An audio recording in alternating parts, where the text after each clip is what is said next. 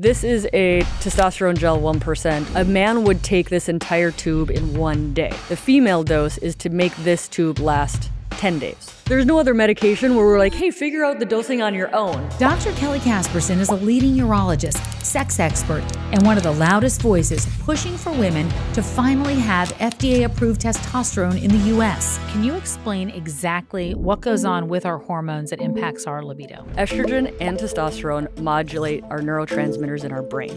And libido is a mood. Moods come from our brain. So this is a brain change. So when estrogen and testosterone go down, the dopamine pathways that drive libido also don't work as well. And then libido is also very complicated. It's not just hormones. You're overworking, you haven't managed your stress, you're not exercising, you're sleeping really poorly, you hate your partner. I think I've heard I'm sure you have, I've heard all those things. I'll see women, they'll be like, I got on testosterone and I still don't have a libido. I'm like, testosterone's a part of it, but it's not all of it. Today, she's answering your spiciest questions. It's been months since I've had sex with my husband. How often are we actually supposed to be doing it? Are there natural ways to get my sex drive back? Sometimes I get these sharp pains during sex, even when I'm totally turned on. Should I be worried? My husband has Viagra. Is there anything like that for women? I saw on social that our vagina disappears as we age. WTF, is that true? I don't think a lot of women know this. When it comes to sex, we have been taught to whisper about it, right? Well, not today. I asked you guys to send me some of your questions, totally anonymous, and boy, did you deliver in a big way. You went there in all sorts of ways. So we decided we're going to do something a little bit differently today. I'm asking your questions, and a leading menopause expert is going to answer them. We got to as many as we could get to, and we'll keep going. We'll figure it all out. But my friend and one of the top urologists in the country, Dr. Kelly Casperson, is here with her new book, The Menopause Moment. This is the book that every woman in midlife needs on her nightstand. It's going to show you how to get your energy back, how to feel like yourself again if you're feeling a little bit off, and finally understand what is really happening in your body. She covers all of it in The Menopause Moment. Today, she's here on the Tamsen Show to take on the questions you have been dying to ask, and you did. This episode is the sex ed we should have all really had as adults. And by the way, if you love the conversations and you want more of them, leave us a review. It really helps. Thank you so much. Let's keep this movement going, and let's go ahead and get into your questions and to all of it. Kelly, with you, nothing is off limits ever. That's right. Thanks for having me. Yeah, it's so good to see you. So let's start with the book. Your new book is called The Menopause Moment. Why'd you write it, and what do you want people to take away from it? So this is book number 2, and in book number 1, which is the adult sex ed book called You Are Not Broken, I have a menopause chapter in it. Yeah. And at that point, when I was writing that, I was like, should I put this in here? Are people not going to read it if I put this in here? And then I put it in there because I was like, people need to know what's coming, right? Yeah. Even if we want to teach sex ed when you're 23, you need to know what's happening with your body. And that chapter, people kept saying, I'm so glad that was in there. I had no idea what was happening. And I got a lot of really good feedback from that chapter. So when the publishers came back and they're like, will you write another book about sex? I was like, I kind of want to write a book about menopause. And they were like, yes, write that. And so like I'm wrecked as far as book publishing goes because I'm like, I just told them what I wanted to write it about and they said yes. And so this one has sex chapters in it. So it's kind of inverse from the first book. But I'm like, now we know enough about menopause. And the other thing is like people say we don't have enough research. And I agree. We need more women's research. I always say yes when we say we need more research. But I think what people don't realize is how much we already have. And let's not forget the hard work that's already been done about what's beneficial for our bodies. And so I really wanted one place to put the studies that we already have. So when people think like, oh, we don't have anything, that's not true. I'm really glad you did that. And you're right about that because we do say that over and over and then we kind of, just believe it. But the truth is, and you've shown that in the book, that there are actually studies out there, a lot of studies that we need to be looking toward when we're asking for information or trying to figure things out. So let's go back to your story because you are a top urologist in this country, one of very few women urologists. Is that correct? 10% of urologists in America are female, so there's about 1,000 of us now. It's incredible. It's a tight club. It is a very tight club.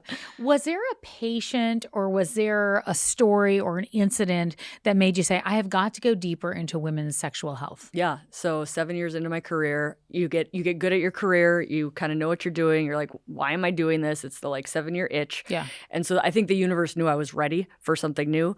And so delivered in front of me was a patient that I loved dearly. I'd actually treated her for cancer. And now I see her once a year. How are you? Scans are good. Everything's great. But that year she was crying in my office.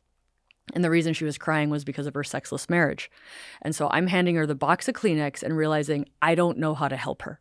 And everything from my training came up in that visit. Women are difficult. We'll never figure them out. And don't worry, the gynecologists are taking care of them anyways. And that's what your training taught you. That's what my training taught me. And so I just started questioning all that. Are women too complicated? Will we never figure them out? Is there no data? And are the gynecologists taking care of their sex lives? Because here, I'm the urologist. We're best known for Viagra, right? 90% of men are heterosexual. So the ultimate billion-dollar question is who's taking care of the women who are supposed to be sleeping with the men that people like me are giving Viagra to? Well, like to be in the office going, oh my goodness, not realizing all those years of all the people that you've treated over time. And to have this woman in here come in and really open your eyes to everything. It's really been a whole new chapter for you in a lot of ways. Whole new chapter. And I mean, I always joke that sex got me into menopause, literally and figuratively, because as I learned about female sexual health and female sexual function and the domains, arousal, desire, lubrication, orgasm, what role do hormones play and what happens when those hormones go away? And so the question that kept coming back was, but you know what happens to your sex life during menopause? And people kept asking it enough that I'm like, I don't know. What's the data say? And so started peeling back the layers of the onion on like what happens when the hormones go down. Oh, hormones are actually really important and really vital.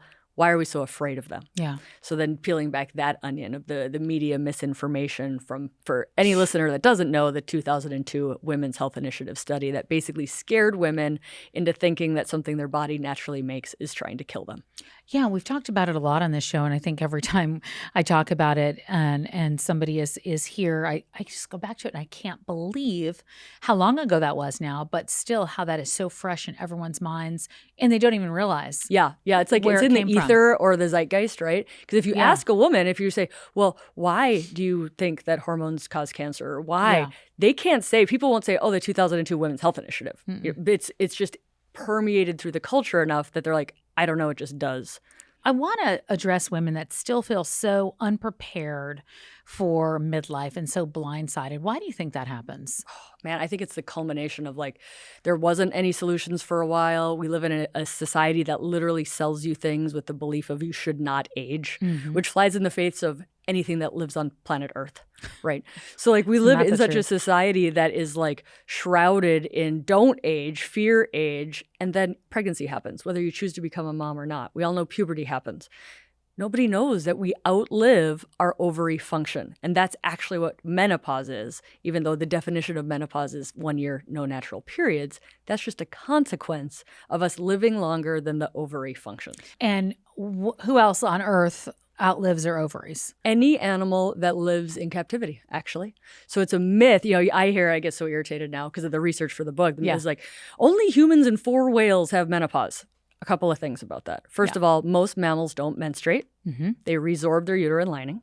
So it is true not many mammals menstruate, but if you take a mammal and you put them in captivity, for example, there is a harbor seal in a Oregon zoo right now that's 49 years old. In the wild, these animals live about 18 years, right? So what we're doing is you got a good water supply, you've got food, you've got shelter, we can treat infections, we can treat tumors, you're not going to die in childbirth. We're literally in captivity, and that is preserved along all animal spans. So if you take fruit flies and you put them in captivity and you provide all those things, they live longer than their reproductive potential. Same with mice, same with yeast, same with monkeys, same with the harbor seal. All the stuff that you've learned since looking into this. So, I mean, the funny part is I was like, I'm going to name my book Aging in Captivity. Because I wanted to. I think the Menopause Moment. If I'm not an editor, Kelly, but the publishers didn't like my title, but my fans love that title. And Amazon search terms, the Menopause Moment works better. Yeah, it was a nod to Esther Perel, right? Sure, of course, she's an OG for the sex. But it's like we need to realize, because everybody will say, "Oh, menopause is natural." Yeah, I know. Living to 84 as a society, on a global scale, we've never done it before.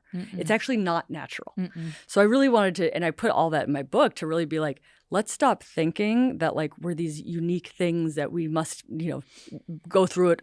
And what that means is suffer through it. Yeah. Right? It's like, no. We're aging in captivity. We get to make a choice to try to age as well as we can. there's a term GSM, and I want to talk about that in particular because I think it's something that a lot of women hear and might not necessarily understand where it fits into everything. Yeah, so GSM is a mouthful when you spell it out. It's genital urinary syndrome of menopause. Syndrome in medicine means a constellation of things, and then genital urinary means the sexual structures and the bladder urethra structures. So genitals and urinary syndrome of menopause. Prior to that, it was called vaginal atrophy. Nobody likes terrible words. Yeah, people don't like that. Plus, it doesn't include the bladder stuff. And then prior to that, in the 1980s, in medical literature, it was called the senile vagina. What? Yeah. I don't think I knew that. I know I didn't know that. Yeah. What is it? 50 to 80% of people will be affected by GSM. You can be affected before your periods end. Right? That's why the period is a stupid, arbitrary thing. Like as your hormones go down, you can have these symptoms. Recurrent urinary tract infections, getting up at night to pee, urinary urgency, bladder leakage, pain with sex, burning with urination. All of that is this constellation of genital urinary syndrome of menopause. It happens because our hormones go low. So it's treated by putting hormones back. I know it's complicated. Can you explain exactly what goes on with our hormones that impacts our libido? So estrogen and testosterone modulate our neurotransmitters in our brain. And libido is a mood, right? Moods come from our brain. So this is a brain change. So when estrogen and testosterone go down, the dopamine pathways that drive libido also don't work as well. Right. And then libido is also very complicated. It's not just hormones. So if you're overworking, you haven't managed your stress, you're not exercising, you're sleeping really poorly, you hate your partner, right? Like all of these things. I think I've heard all the, I'm sure you have. I've heard all those things coming from them. But it's important to cover it because people will, they'll get back on hormones and they'll be like, oh, I still don't have a libido. Yeah. And it's like, because libido is really biopsychosocial. Yeah. It's all of the things. Like what kind of sex ed did you get, right? Are you having orgasmic equality in your relationship? So all of that affects libido because I'll see women, they'll be like, I got on testosterone and I still don't have a libido. I'm like, testosterone's a part of it, but it's not all of it. How does mindset play a role? Well, if you were trained that sex is dirty, that you're not allowed to touch yourself, that you need to prioritize your partner's pleasure instead of yours, right? There's all these negative beliefs around sex. If sex is a chore. Right. So if you're thinking all of these things about sex, I can make your pelvis perfect. I can make sure your vaginal estrogen's on point. We can do your testosterone. But if you're still like, what's the point of sex? It's just for my partner. Like all those negative beliefs. And that's where the education comes in to be like, this is for you to enjoy the pleasure that your body can give you. And in an amazing world, you get to share that with a partner, right? You don't have to have a partner to experience the amazing pleasure that your body can give you. But really reframing sex is like, this is a joy, this is adult play, because most people weren't taught that, right? It's a spousely duty for a lot of people. We were taught it was purposeful. There's a reason that you're having sex, right? Yep. And I think that you're the first person that really explained this to me in a way where I went, oh, I get why we think like that. Because you said Hollywood's like, oh, you fall into bed and you're sweating and all of a sudden the soap operas in Hollywood make like sex is this easy thing and it just naturally happens. And if it doesn't, you're screwed up and something's wrong with you and it's your fault. Yep. And I think you're the first person that really explained that is how we think. Yeah, that's our sex ed, right? That's crazy. Yeah, sex ed is Hollywood. Sex ed is porn. Sex ed is any negative beliefs that's coming from your family or your church or your education. So it's like we got a sex education. It might not have been a very positive one. What is the biggest myth about, and you hear a lot of stories, but what's the biggest myth about sex or hormones that you're hoping that women in midlife will unlearn? That you should just sit there and wait for desire to spontaneously blow in the window. And then when that happens, you can have great sex. So meaning like, I'm turned on, now I'm going to go have sex. Yeah, like, oh, I actually want it. I'm going to go have it. Like a spontaneous desire that a lot of people have. And when you, and I see so many women, they're like, oh, if I only had desire for sex. I'm like, why don't you just go have some great sex? And it blows their mind because they think like this has to be a green light of desiring it before you go have amazing sex. There's an amazing book by Dr. Peggy Klein-Platt. She's a PhD. And she researched people who have amazing sex. She was like, raise your hand if you have amazing sex. Great. Can we talk? Right. So she put this whole book together. Nowhere do these people say spontaneous desire for sex is why I'm awesome at sex. They're like, I prioritize time to be sexual. I can troubleshoot. I'm okay with failing. I'm a great communicator. I prioritize pleasure.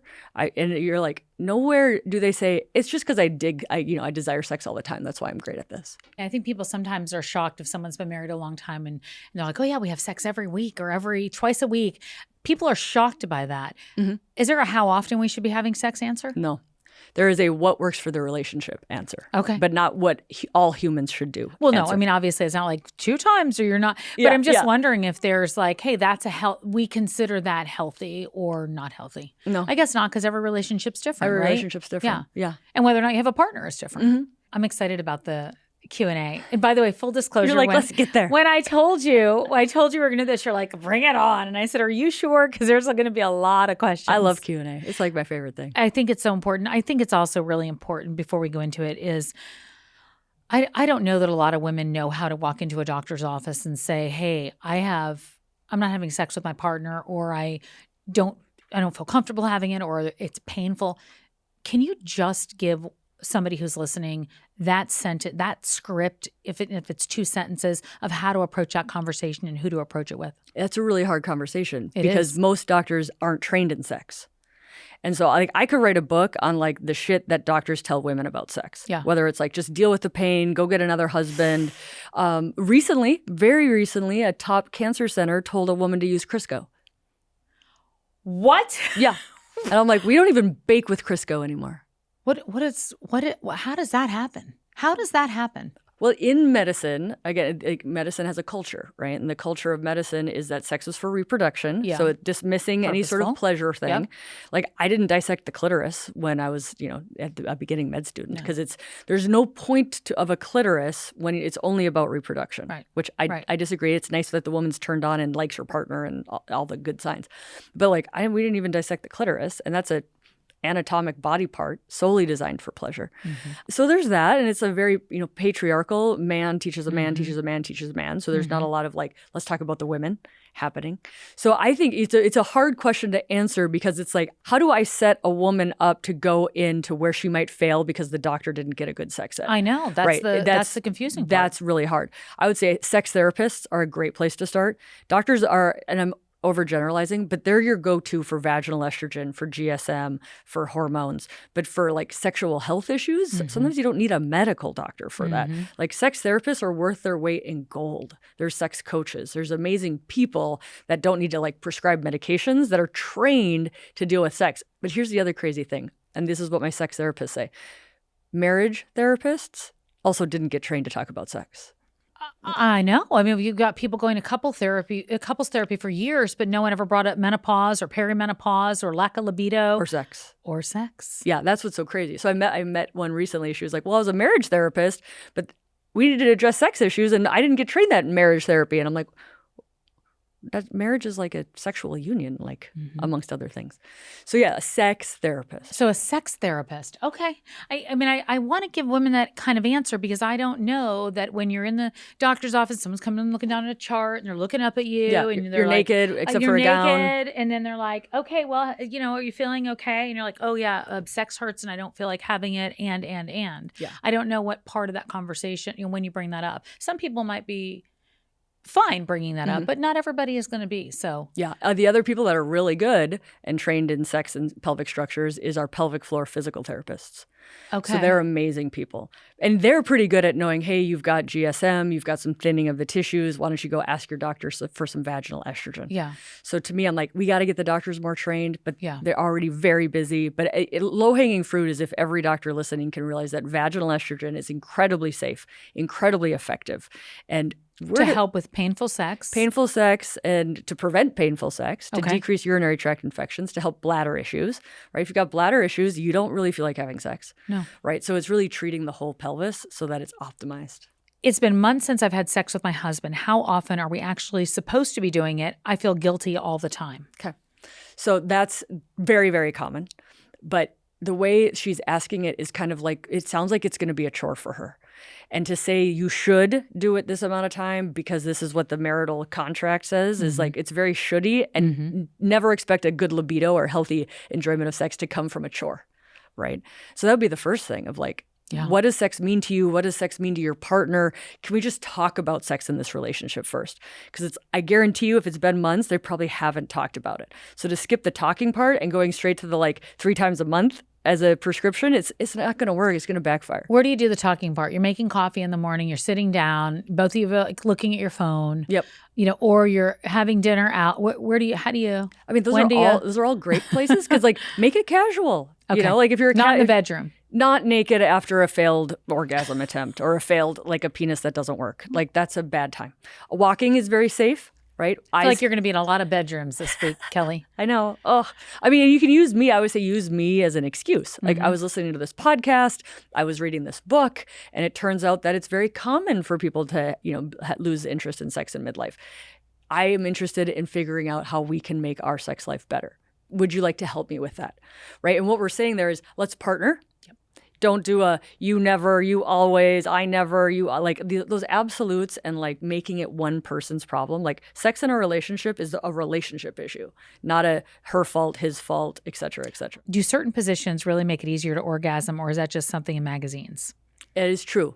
So different positions put different forces or pressure on different body parts, right? So some people might notice that the anterior or front side of the vaginal wall, because that's where the clitoris is, that might be more arousing.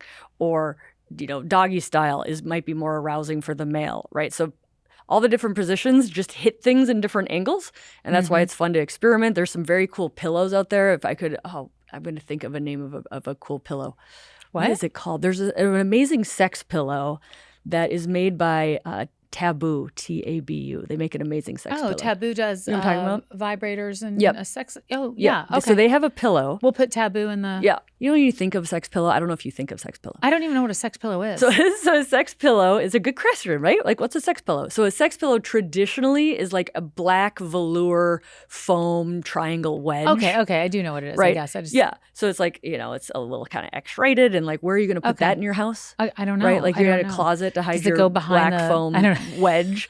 Right. So what Taboo did is they made it like it comes in a very nice kind of a thing that you would just have a throw pillow in your bedroom. You wouldn't know. That's like great. People wouldn't know that that's a sex pillow unless they also have one. Okay. Right. All right. And so it's just we're gonna have to start gifting them to people. Yeah. Oh, it's a great like a wedding gift. That's great. Or like really a retirement gift. That's now really that you have smart. more time. But so what it does is it changes the angles of the pelvis. Okay. Right. So the angle is tilted up. It's great for people with like lower back pain. Or so maybe a better hip position issues. is Different positions. Yeah. Oh no, a better position is what?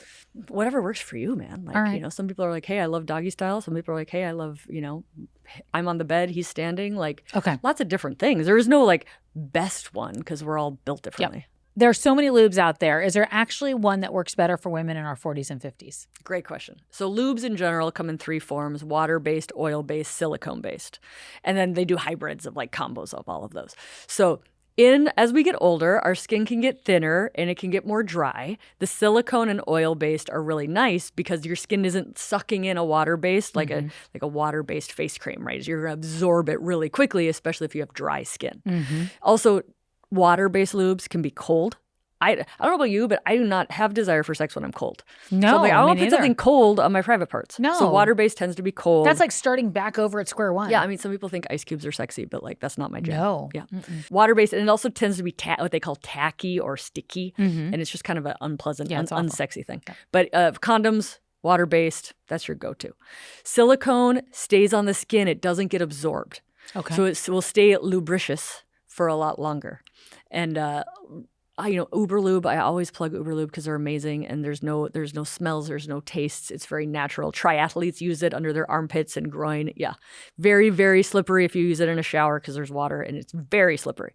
But for skin that's dry and you want this slipperiness to stay there for a while, Uberlube or a silicone lube. And then oil-based lubes, they're warm, they're not cold. You just don't use them with condoms. Because it can break down what the condom's are made out of.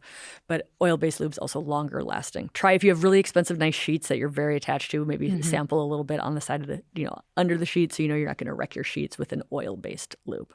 Sometimes after sex, I get super itchy and irritated even when we use lube. What is going on? Could be friction, right? Mm-hmm. Is there shaven hair or anything that's more frictiony?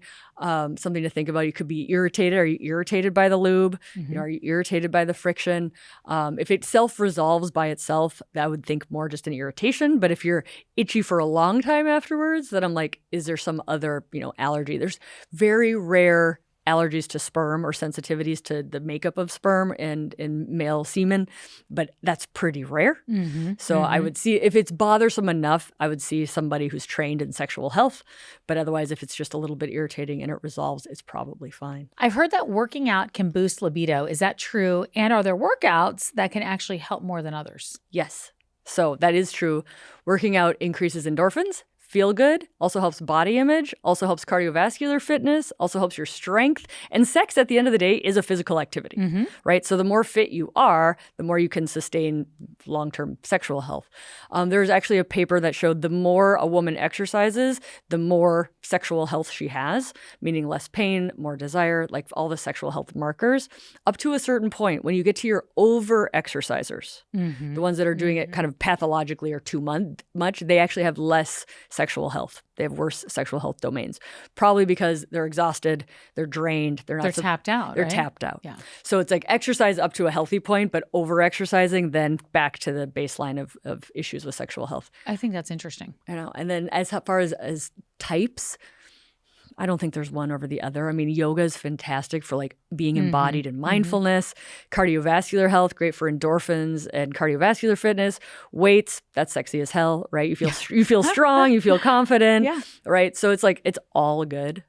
I always think yoga because I feel like I get to know my body again when I'm on that mat. Yeah, if yoga I'm for like me, looking at my body. I can see Totally. it. I don't usually do that. Usually I'm like, get up in the morning, put my workout clothes on. But yoga, I feel like I connect with myself again. I think yoga's a great, I don't want to say trick, but like for people who are like, I can't get out of my head, or I can't turn off from the day, right? Because a big myth is like, you should just be ready to go for sex whenever. And it's like, dude, do you see what you did with your day? Like you're not in the relaxed, parasympathetic, accepting, state that's really great for sex. Yoga can help get you there. Are there natural ways to get my sex drive back? I don't always want to jump to medication. So I would say communication with your partner, prioritizing having good sex, right? That's incredibly important. So if you're eating Chef Boyardee SpaghettiOs for dinner every single night, then people are like, why don't you love Italian food? And you're like, because my Italian food comes in a can and it's cold. Right? It's the same thing. Meanwhile, this guy's having like a 5-star Italian meal. Yeah. Right? He's like, I love Italian food. Yeah. And so prioritizing sex worth having. Prioritizing sex like, hey, we're not gonna like eat a big meal, go to bed, watch TV. There's like nothing sexy about any of those things. Is it like going in, shutting the lights off, having conversation, relaxing? Is that prioritizing? Like make sure you're enjoying the experience. Yeah. Right? Because that's how dopamine works, right? Yep. Dopamine goes up because you're headed towards something that's pleasurable or rewarding. And if sex isn't pleasurable or rewarding for you, don't expect your brain to desire it. Sometimes I get these sharp pains during sex, even when I'm totally turned on. Should I be worried? I would be worried. I'd say pain that's uncomfortable is never normal. So that going back to that pelvic health physical therapist, because they're going to be able to target that. And there's pain in so many different locations. Is it pain on entrance? Is it the vulva? Is it pain deep around the cervix? Have you had surgery? Is it around the scar? Right? So there's a lot of different things to investigate when we investigate pain with intimacy. A great place to start is that well-trained pelvic floor physical therapist. Yeah, pelvic floor comes up over and over again. And we've had a pelvic floor therapist on the show before. Yeah, Sarah Reardon. We did. Yeah, she's amazing. Yeah, Sarah's great. Her book's amazing. It really is. And I just didn't know very much about it. And would you say that somebody should be looking at that before they're dealing with any kind of problems, just to be aware of it? Or is this when you need it? No, I think, we're all busy to say you need to go to see a pelvic floor therapist just to check things out. It's like, I think it's in the, if it's not broken, don't fix it. Okay. And if something is a hint of being broken, like, oh my gosh, my bladder just leaked. That hasn't happened in a while. Like, don't wait 7 years. Okay. Right? Yeah. Like, nip it in the bud. Small problems are easier to fix than big problems. Okay. I get close to orgasm and then I panic I'm going to pee. Yep. How do I get past that? Yeah. So I would dig into that to be like, do you ever actually pee? or is it just a panic about peeing? Like, do we need to work on the brain and saying, you know what, we can relax. We've never actually leaked before. We probably won't this time. Or have you leaked in the past and now it's kind of wrecking the sex pleasure because you're worried about leaking again? So pelvic floor physical therapist to say, why are we leaking with orgasm? But it's actually I don't say pretty common, but in my world, like I see that a lot, or leaking of urine with orgasm, which they can sometimes fix. And sometimes they say, you know what, it's a big pelvic floor contraction. Make sure your bladder's empty, but be okay with a little bit of urine when you have sex. Okay. And that's the other big thing is like, it's okay. Right. You might not think it's okay, but like get it checked out, take care of any issues that you can. And then at the end of the day, like, you know, some people think like if sex isn't a mess, they're not having fun. Right. So I don't mean that to downplay anybody's symptoms. See somebody and get it checked out. But sex is a big pelvic floor contraction, and you are like not in your brain. You are relaxed, letting pleasure happen. You shouldn't be in your brain. Right, exactly. So it's like sometimes you just kind of let things go, and sometimes it's a little messy. Okay, next question. Now, I'm in my 30s, but preparing for perimenopause, which I always love. Those millennials, they're so good. Those millennials are so good. I was not thinking about this at that age. Is there something I could do now so I don't lose my libido? So just prioritize your health. You know, that's number one. It's like metabolic health, if your fitness, that you're prioritizing sex worth having, pleasurable sex. And when the time comes and you might notice that hormones are changing or you're having symptoms, stay on top of it. Okay. So the next question is, I saw on social that our vagina, quote, disappears as we age. WTF. Is that true? So the first thing to know is your vagina is the tube on the inside. The vagina is where the tampons go and where the babies come out of. What disappears, so the tube of the vagina doesn't go away. But what disappears is the outside tissues, and that's called the vulva. Okay. So the vulva is the clitoris, the labia majora, the labia minora. And the clitoris and the labia minora are adult structures because of hormones. So what happens in midlife is that your hormones go down. To the point where, and I don't think a lot of women know this, or men, that post-menopause, so when you're done reproducing, your estrogen is lower than that of a man's. If you're not taking a hormone replacement therapy. Yeah. Like people do not realize that because they don't know men have estrogen. And then they realize, whoa, I must really have a low amount of estrogen if he has more than me. Right. So when the estrogen and the testosterone go down, the labia can resorb or disappear. And that's where the question came from. The clitoris can shrink. The clitoris can atrophy. Arousal can become more difficult because blood flow also goes away. And this is where vaginal estrogen comes into play, correct? Yes. Which is separate from estrogen. If someone's putting your patch on, that is not your vaginal estrogen. Correct. So vaginal estrogen or vaginal DHEA, they can come in multiple different forms, and that's local or pelvic dosing of hormones. I think it's skincare down there. Okay. That's all it is. Like, and what I mean by that is it goes on your skin. It doesn't actually go inside your body. If I drew your blood, I wouldn't know you were on vaginal estrogen. Right. Whereas systemic hormones, systemic means full body. If I drew your blood levels, I would know that you were on those. Let's go into hormones and treatment because you talk a lot about testosterone. You were recently on Capitol Hill at an FDA meeting talking about testosterone. And what were you talking about there? We were tasked by the FDA as experts to bring to the FDA what they could do to help the American people. So a lot of us were talking about the importance of correcting and removing the boxed warning on vaginal estrogen. Just for your listeners, there's a boxed warning on vaginal estrogen that says it causes lots of scary medical conditions, and it simply is not true. So a lot of us were there saying that's the lowest hanging fruit. FDA, that's your job. Take that warning off. So and that's vaginal estrogen. That's only vaginal we're talking estrogen about. only. So I came as a representative of the American women to say, listen, American women need a female dose testosterone product because right now we're bootlegging, bootstrapping, microdosing men's doses, taking high dose pellets. We're trying to figure it out, but we don't have a safe female dose testosterone product. 4 other countries do currently: the UK, South Africa, Australia, and New Zealand. Are those relatively new? New Zealand's new, but the UK's had it for a while. Australia's had it for a while. And I think South Africa was like a year or 2 ago. So right now, when a woman wants to take testosterone, she has to do what I do, which is take 1/10 of a man's dose, correct? And figure out how much to put on her hand and where to put it, or compound it. And then is there another option too now? Yep. So you can microdose a male tube. I brought that just for a show can we and show tell. that? Can we show the amount? This is a testosterone gel 1%, which is a man would take this entire tube in 1 day. The female dose is to make this tube last 10 days. Okay. So that's hard to do. You have to kind of learn. women can figure this out, right? Yeah. But there's no other medication where we're like, hey, figure out the dosing on your own. Right. Right. Like that's very non-standardized pharmaceuticals. Yes. And so this is a 50 milligram tube. So over 10 days, you're going to be taking 5 milligrams a day.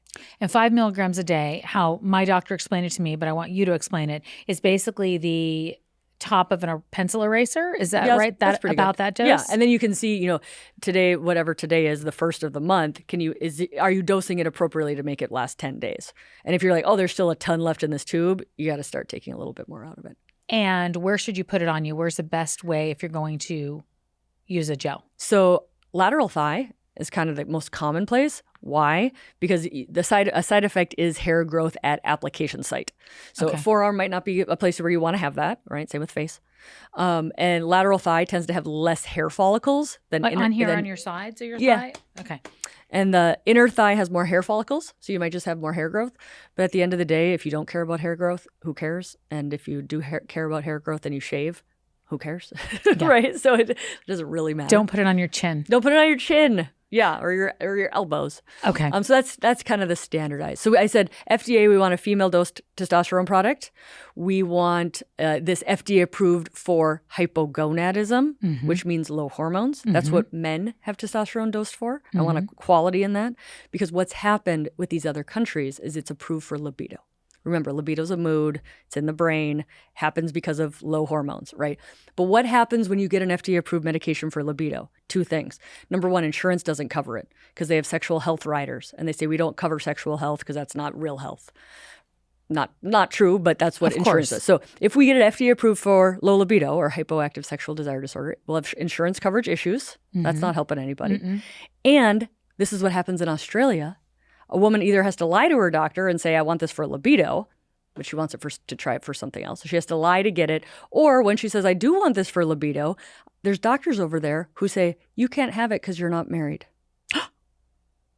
Well, I was sent to a sex therapist when I asked for it. Did you know that? Did I ever tell you that? I didn't know that. Yeah. But you're not the first person. And that's the same with Addie. I didn't even understand what was going on. It was the same with Addie and flubanserin, that in some insurances are like, you must fail sex therapy first. And we're like, do you make a man fail sex therapy for Viagra? Do you make a man fail sex therapy for testosterone? No. I couldn't believe it. I didn't even know what was happening. Insane. And I went through and I did it. And then I was like halfway through, I'm like, what the hell am I doing? Do we make people fail? What the hell am I? Why am I? Do we make people fail therapy to get an antidepressant? Yeah. No. Like, it's insanity. It is insanity. Sex therapy's awesome. Yes, but you shouldn't have to fail it to try a medication. No, mine was you need to talk to a sex therapist to explain to them why you want testosterone. Stop it. Yes, that's what I'm saying. So you can see why I do not want this FDA approved for low libido. It needs to be FDA approved for low hormones. Low hormones. I understand what you're saying. Which is not for low libido. Okay, yes. So that's what men have it approved for. If I want to try testosterone, who do I go to? Will my OBGYN prescribe it, or do I need someone else? So this is the first thing I say is just call the office, because the receptionist should know if the providers provide female dose testosterone or not. Don't take a day off of work, find parking, pay your copay to go in there and for them to be like, oh, we don't do this, right? So do a little bit of legwork ahead of time. If you have a friend who you know is on it, hey, who do you get it from? That can be useful. Some of the telehealth companies do testosterone, not all, because again, testosterone is DEA restricted in this country, which is a whole separate podcast. But and then the other thing is not only OB-GYNs are the ones who can do this. Primary care doctors do it. Psychiatrists do it. Like a lot of people do this. Endocrinologists. Yeah, totally. And I think a big harmful thing that we've done is we've brainwashed women into thinking that only OB-GYNs take care of your entire body. Right? Why did we put them in charge of hormones? Right. So and there's 28,000 OB-GYNs in the country, maybe 40,000 OB-GYNs, and they're busy doing other things. So I hear it over and over and over again. It's like women want to go to their, I'm like, why was it 50% of the population shouldn't have to go to like one type of doctor for all of their issues? It's like brainwashing that we did. I think when we were younger, but when you get your period, and then that's when you start, and then you're going to start your pap smears, and then at that point you're like, that's the girl doctor. Right. That's the doctor for my woman parts. Yeah. Like that's literally what I think we think in our head. I never thought about it before. They can't handle 50% of the population. That's unfair. Yeah. This is a conversation, and you and I have sat on panels for a long time, and this conversation always comes up, and there's like one side that groans and another side that cheers. My doctor put me on testosterone pellets, but now I keep seeing online they're not good. What's the real story? Testosterone pellets have been around for a long time. For men, they are FDA approved and covered by insurance. So that's I just say that to be like, it's not some weird thing, right? It's a legitimate option for men. What happens in the female community, again, because we do not have our own FDA approved proper dosing of female testosterone, is and what gives pellets a bad name is women are supraphysiologically dosed on them. So what does that mean? That means that nowhere in nature does a woman have the testosterone that they're getting when they receive a pellet. So you get a pellet and your testosterone and estrogen and what else is in that pellet? It depends upon what's in the pellet. Okay. Some people pellet estrogen, but what we're talking about here is the testosterone. So normal, and this is American values, but roughly a normal female testosterone value, it's under 100. Fair, just very large round numbers, under 100. And a pellet, we've seen people with pellets of, these are male levels. They're coming in with levels of 600, 400. So it gives all pellet people a bad name. And this is what I tell people, because I'm in the middle of the camp, right? Like, I don't think we should ban them. And I think some women do benefit from higher testosterone levels. But it shouldn't be the only option on the menu. If a doctor only does pellets and they don't know about the other ways, that's a one-trick pony. And then you get more side effects with testosterone when the higher of a dose you do. So watch out for side effects and realize that side effects can happen slowly over time. Side effects, hair growth, voice change, hair falling out?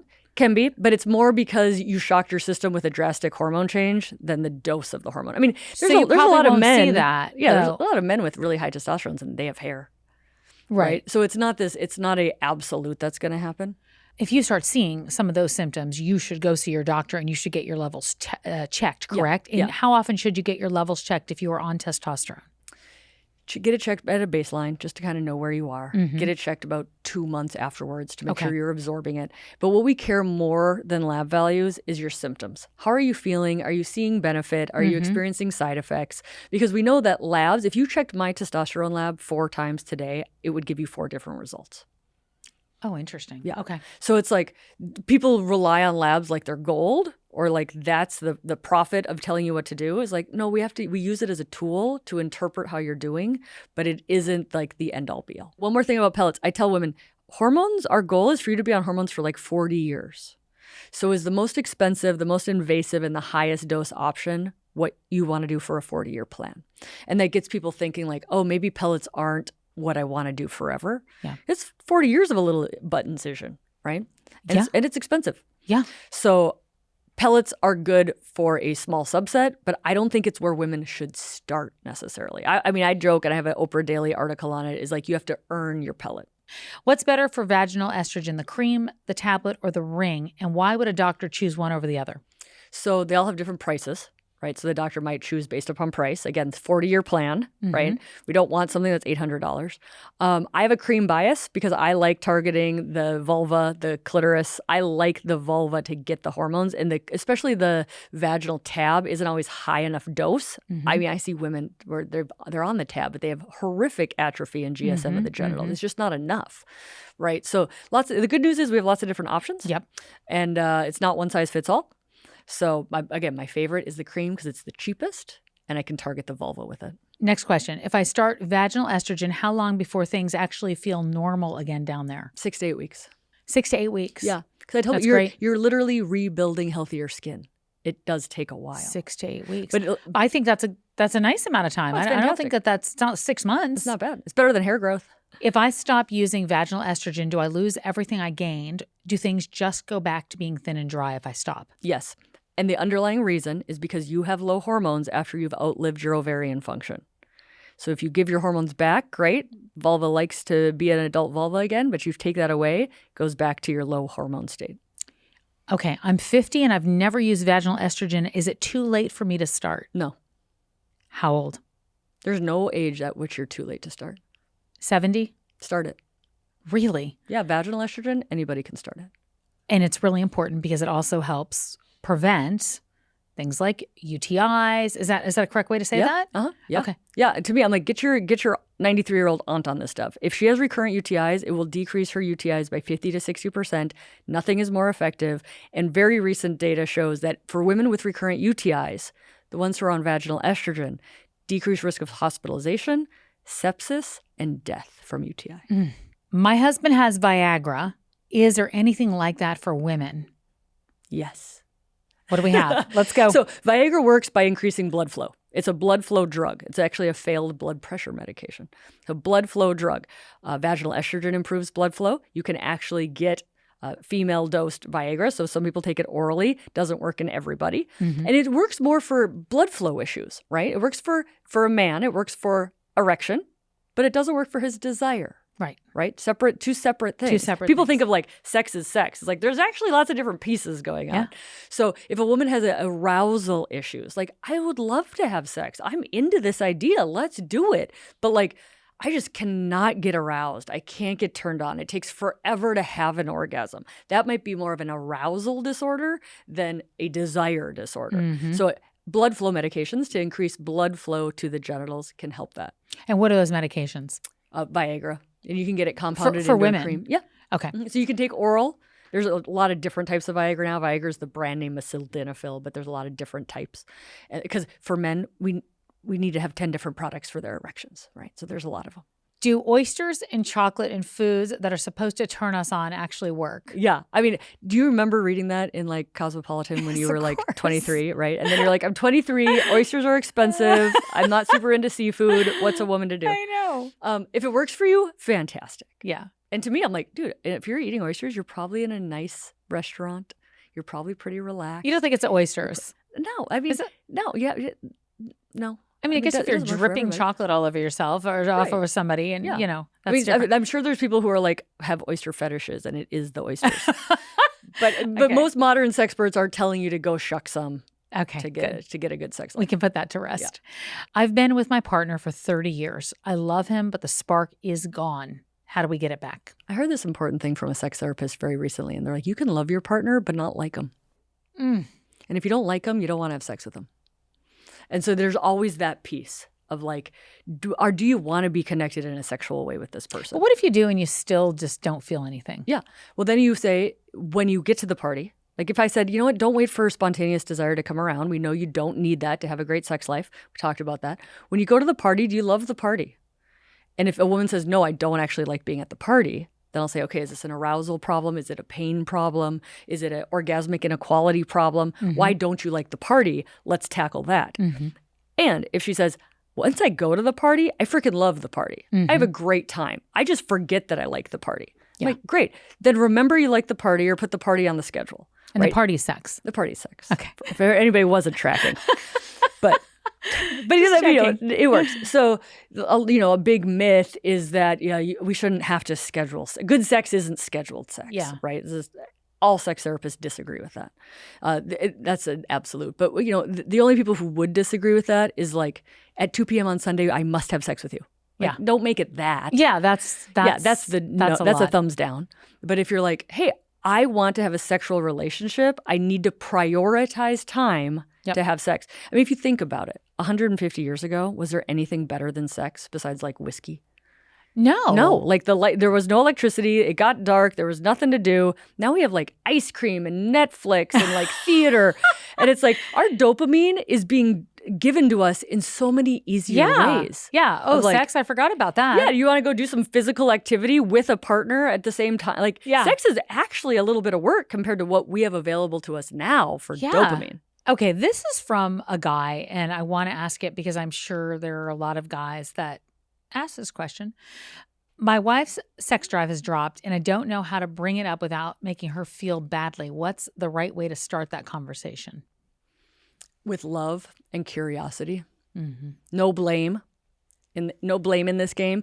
Understand that what happens to women is we're living longer than our ovarian hormone production. And hormones are important, not to everybody's sex life, but it is important.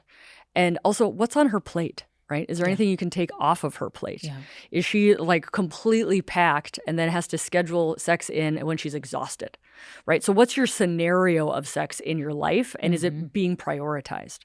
So safety, love, communication, do it when you're on a walk where she doesn't feel backed into a corner, and be like, hey, you know what I really like? I like having sex with you. I would really like us to try to prioritize that. Can you think of any way that I could help you with that? Is there anything? And even you can have another thing to start with is like just talking about sex, right? Just talking about it. Because if you spend 30 years never talking about sex, and now your sex life has a problem and you don't know how to talk about it, right? So it's like, dude, just talk about it when it's good. Talk about it when it's good. It's so true. All right. Will my sex drive ever actually come back, or is it gone for good? Oh, well, sex drive is very complex, right? Like, are you working 80 hours a week and raising 3 kids under the age of 5 right now, right? So are you breastfeeding? Did you just have a vaginal delivery, right? So there might be something going on in your life that absolutely is affecting your sex drive because you got a lot of stuff going on right now. Yep. Are your hormones down? Are you having hot flashes? Are you not sleeping, right? So sex life, I think the big myth is like this sex life exists in a bubble. Of like, no, like what's going on with your life? And is there anything that you can say, well, this too shall pass, right? You won't be breastfeeding and have young kids forever. Right. Or is there a health condition that we have to take care of? But desire is not this separate thing that isn't tied in with what's going on in your life. So that's what I would say to that person is like, you've got to examine where you are before we can say like, oh, it'll absolutely come back. But I have to say this, many, many, many people, it's gone for whatever reason. They change something. They learn more about sex. They learn more about how their body works. They learn how to have more amazing orgasms, whatever it might be. And they're like, oh yeah, sex is great. Like the big myth is like when you're 70, you don't have great sex. And I talked to a woman literally yesterday. She's been married for 50 years. She's 71, 72. And her partner were like, they're just at their house, right? Nothing special. And they're like, let's just pretend that this is a hotel, a fancy hotel. And let's not do any chores today. And let's not wash any dishes. And let's just have sex multiple times and sit outside and drink coffee and like pretend we're at a hotel. Is that what they do? I love that. That's what they did. That was my next question. It was people in their 50s, but you're saying 70s. So I love it. Kelly, thank you. I could do this with you for a very long time. We'll have you back. Thanks for having me. Again and again. All of you out there, I hope you're walking away with the same feeling. It's why the conversations like this matter. And I want you to know you don't have to go through this alone because we are here to talk about it. If you want to go deeper with Kelly, Dr. Casperson's book, The Menopause Moment, is out now.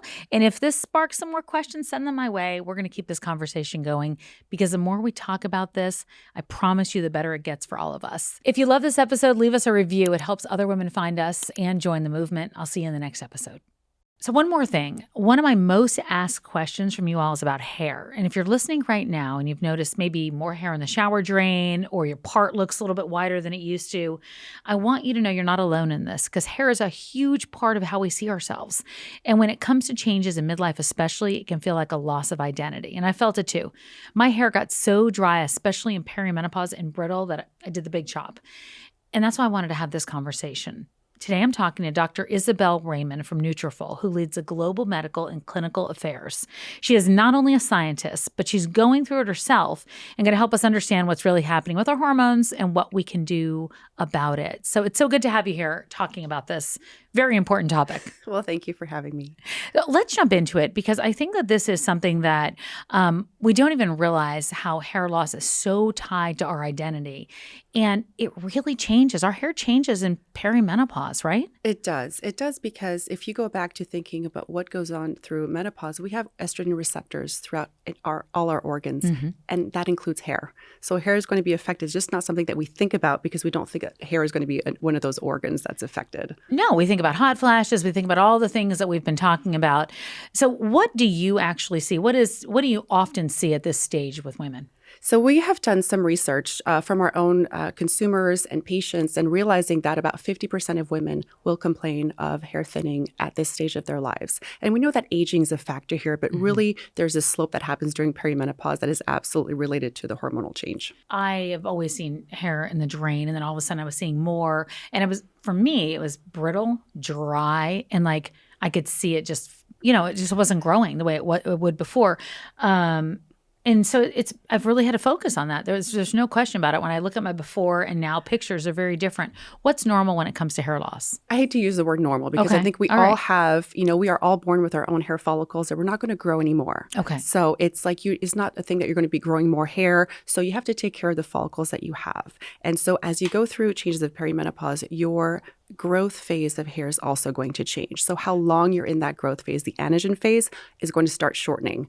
The texture of your hair is going to change because of the less, sebaceous glands, et cetera, that are really kind of feeding that hair. And so not only is it growing slower, it's maybe in more of the shedding phase, but also the texture changes, which means that you do wind up cutting it off. I see it over and over. And, I hear a lot of women say, like, all of a sudden I've got like a clump of hair in the shower and I didn't used to have that. No, exactly. And so there's a couple of factors that are related to that. It's always important to speak to a dermatologist because they are the ones who see hair loss and hair thinning, and they will be able to see if it's due to something else, right? I don't want to say perimenopause is the only reason why this is going to happen to you. So getting, really the help you need to see, is there another medical condition affecting my hair, is super important. And then, yes, realizing that a lot of hair in your shower can be so devastating. It happens to a lot of women post-pregnancy, right? And I think we talk about that. A lot of women are aware of the fact that when I'm going to give birth, chances are I will lose some of my hair, because during pregnancy, you will remain in the anagen phase a lot longer. And so all of a sudden now, because of the loss of estrogen, the rapid loss of estrogen, you suddenly now are in that telogen phase where you're shedding all the hair you were supposed to shed over the 9 months. So that is devastating. So we are expecting that. But when it happens during perimenopause, I didn't even know about it. And, why am I a scientist who does not know about hair thinning during perimenopause and these changes? And so when you start looking at the research and understanding that roller coaster of, dips in estrogen and testosterone and progesterone, you start understanding that your hair is going through that ride with it. And depending on your own anagen phase and your hair texture, it will be affected a lot more than we think. So let's talk about your personal, because I think we all have these personal experiences of, wait, what is going on now? My hair? What did you do? What happened to you when you were going through that? Because I didn't even know I was in perimenopause. And I was, I had really dark hair and really light floors. And those, I would walk around, I'm like, what is happening to my hair? Thinking it was stress. And it very well could have been. But what happened to you? I think all of us very similarly at this age, no one talked to us about this. They don't talk about pregnancy very much. You get an idea, but when it comes to perimenopause, it is silence. No one mentions it. Women, I don't know if there's an embarrassment or a shame about it, because I thought it was a moment. I couldn't even define it. I didn't know what menopause was. And again, I have a PhD in biomedical science. I'm a neuroscience by training. I have worked in cardiology, in neurology, in all of these different phases. And not once was menopause ever brought up. And so when I was, in my early 40s, I was at a conference and I feel like I hit a wall, and some of my lovely colleagues, women dermatologists, just looked at me and they knew, because they were, 10 years older, they knew. But for me, it was very much the physical, the emotional, the anxiety, the rise of all those things. And so my journey has been a lot more physically draining. Insomnia has been very hard. And then add insult to injury, here I am joining this company working on hair thinning. And we had a study on menopausal women looking at their hair. And I said, why would hair change during menopause? Again, clueless. I cannot believe I'm clueless at this point. And then looking at the cameras, because we're all on Zoom at that point during the pandemic, and realizing that, oh my God, this is happening to me. And it took me studying it to realize that it was happening. And I said, I cannot be the only one. I cannot be this well-educated and not know about this. So I think that we really wanted to bring this to people's attention. And I think you have to be really sympathetic then to women that, we didn't know. I mean, we didn't know a lot of things that were going on, and we're just now talking about it. You talked about the study, so I want to get back to those because you've done a number of different studies from what I understand. Correct. But then, you're also talking about moving the conversation forward. So along with talking about hair loss or changes, you all published the Menopause Edit, which I was excited to be a part of. Thank you. But you really write an incredible introduction to who you are and to why it's so important. So let's go into why this is so important for us to be having this conversation, not just the studies, not just how we find solutions, but really the conversation. Yes. No, thank you. And this Menopause Edit is the brand did a wonderful job at gathering experts, because what I love about this brand is they have been talking about conversations on hair loss and thinning for women. And I think as women, men can have this conversation. It's well accepted for a man to, again, I know it's not easy for them to go through this, but a man can shave his head and go on with his life and make that decision, and it is well accepted in society. Women having hair issues is incredibly embarrassing, and they were not able to have a conversation with their physicians. So I think what I've loved about Nutrafol is really being able to have these awkward conversations about hair thinning and then expanding that to menopause, because I think it's, again, one of those things that, we're talking about a change that happens in women that we don't want to talk about. So creating those opportunities to speak about it and make it okay. So let's talk about the studies that you did, because Nutrafol started a certain way, and now you've really got a focus on women and women in menopause, and I love it. Yes, I love that. And I think it's having women who are deciding what studies that we're doing is very This is what I need. It's very helpful. When the company started 10 years ago, they had a formula for men and a formula for women. What was important that is because they know that the root cause is this integrative approach that we're looking at. The root causes are going to be very similar between men and women, but men need a little more hormonal support because of just the biological sex.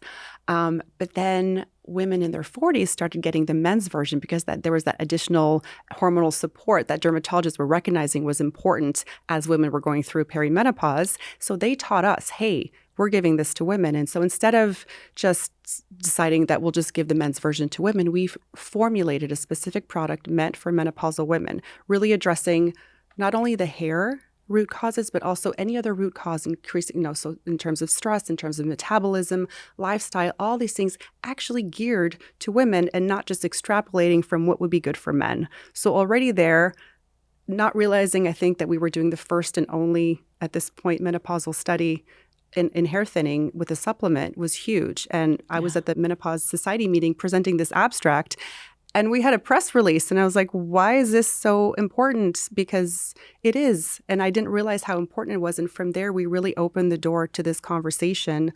And not only because we did a study in menopausal women, because the endpoints are women-driven. Mm-hmm. The results are women-driven. Mm-hmm. And what that does is it feeds the conversation that you as a woman are worth being studied. Yeah. And you see yourselves in our results.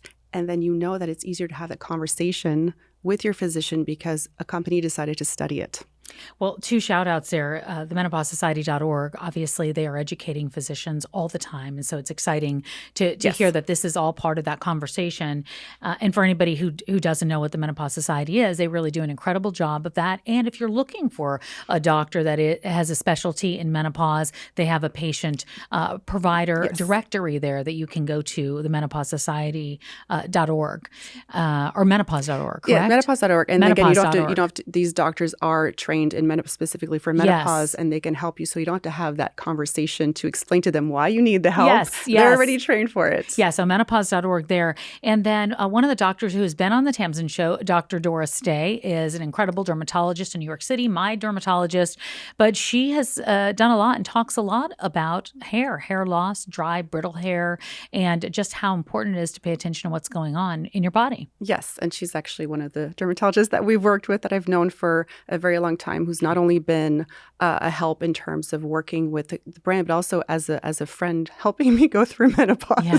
What is one thing you wish every woman out there knew about hair thinning or hair loss so they could just understand what's going on? So if they're listening to this and saying, oh gosh, I'm going to be going into perimenopause, what can they know before the pause to help themselves? Are there other things that they can focus on? Is it lack of stress, and however we can do that? Is it sleep? Is it food? What is it? I mean, I think to me the most important thing is knowing there's a theoretical knowledge and then how it applies to you. And I go back to, you had a guest, Jane Morgan, Dr. Jane Morgan talk. Yeah. She's a cardiologist.